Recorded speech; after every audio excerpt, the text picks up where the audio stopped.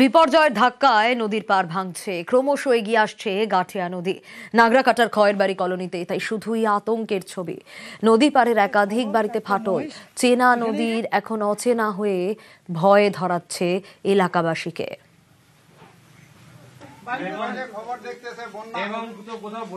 এখান থেকে 25 ফুট দূরে ছিল জমিটা, সামনেই ছিল জালি, সব জালি বান ছিল, সব চলে গেছে। যারা গাছপালা লাগাইছে, বড় বড় বাঁশ, বড় বড় থোপ ছিল, ওগুলো চলে গেছে। এরকম গাছ সব চলে গেছে। ছোটবেলা থেকে জন্ম এখানে, এত বড় হয়ে গেল, আজ পর্যন্ত এরকম ফ্ল্যাট হয়নি কোনোদিনও।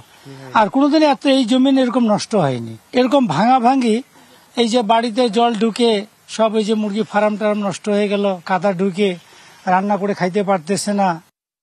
যে বন্যাটা এবার হয়েছে, আমার জানাকালীন এটা হয়নি কোনোবারও। ঘর বাড়ি স্কুল এগুলো অনেকটা কিন্তু হাহাকার করে আছে।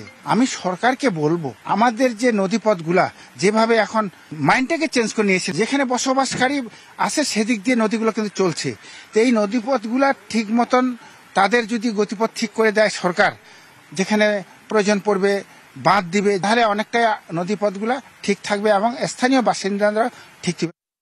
আমাদের ঘরের অবস্থা এরকম হয়ে আছে যে ভিতরে নিচুতে, যে পাকার নিচুতে আছে, এখান থেকে হচ্ছে মাটিগুলো সব বাইর হয়ে গেছে। যেগুলা যে বোল্ডার ছিল, পাথর তোমার মাটি ছিল, বজড়ি ছিল, ওগুলো সব বাইর হয়ে গেছে ওই পাশ দিয়ে। আর এই পাকাটা হচ্ছে এখানে ফাইটে গেছে। আর ওই যে ঘরের উপরের ওইগুলা হচ্ছে ক্রেক হয়ে গেছে। ইটগুলা হচ্ছে জয়েন্ট গুলা ছেড়ে দিয়েছে। এখন বৃষ্টি হলে আমরা বাড়িতে থাকি না, দেখি যদি বেশি বৃষ্টি হয়ে যাচ্ছে তাহলে আমরা এখান থেকে বাইর হয়ে অন্য কারো বা স্কুলে গিয়ে থাকি।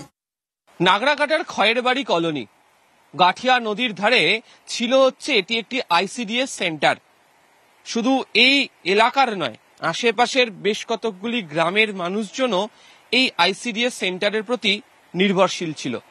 গাঠিয়া নদীর জল যখন ফুলে ফেপে ওঠে, তখন বুঝতে পারা যায়নি যে কি হতে চলেছে আইসিডিএস সেন্টারের অবস্থা। জল নামার পর এই খয়েরবাড়ি কলোনিতে এসে পৌঁছানোর পর বুঝতে পারা যাচ্ছে আইসিডিএস সেন্টারের হাল কি। ভিত পুরো ভেঙে বেরিয়ে চলে গিয়েছে জলের স্রোতে, কার্যত ভাসছে বলা চলে, এবং একাধিক যে চাঙড় তা ভেঙে নদীর পাড়ে পড়ে রয়েছে। এই আইসিডিএস সেন্টার থেকে 25 থেকে 30 ফুট দূরত্ব দিয়ে একটা সময় গাঠিয়া নদী বইত। যদিও এই ভয়ঙ্কর দুর্যোগের পর নদীর গতিপথ বদলে গিয়েছে, এগিয়ে এসেছে নদী, ভেঙে পড়ে গিয়েছে আইসিডিএস সেন্টারের একটা বড় অংশ।